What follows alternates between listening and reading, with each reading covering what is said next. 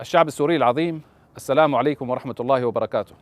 أتوجه إليكم اليوم من على سفح جبل قاسيون بالتهنئة والشكر لرفع العقوبات عن سوريا. فاليوم بيكون أول يوم سوريا بدون عقوبات بفضل الله عز وجل، ثم بجهودكم وصبركم ل14 سنة.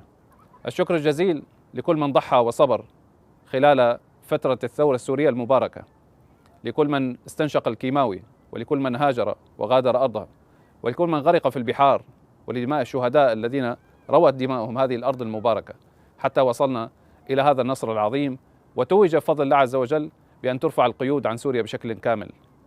وأيضا أتوجه بالشكر الجزيل والخاص للرئيس دونالد ترامب رئيس الولايات المتحدة الأمريكية على استجابته لدعوة هذا الشعب السوري، وتقدير أعضاء الكونغرس لتضحيات الشعب السوري وتلبيتهم لدعوتهم برفع العقوبات عن سوريا.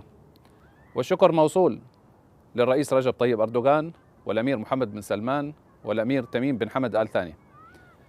كما أيضا أتوجه بالشكر الجزيل إلى جميع الدول العربية والإسلامية والأوروبية التي ساندت هذا الشعب السوري خلال فترة حربه، وساندته أيضا برفع العقوبات عنه في السنة الأخيرة. الشعب السوري العظيم، اليوم يومكم صار. ذهب زمان الوجع وبدأ زمان البناء بإذن الله.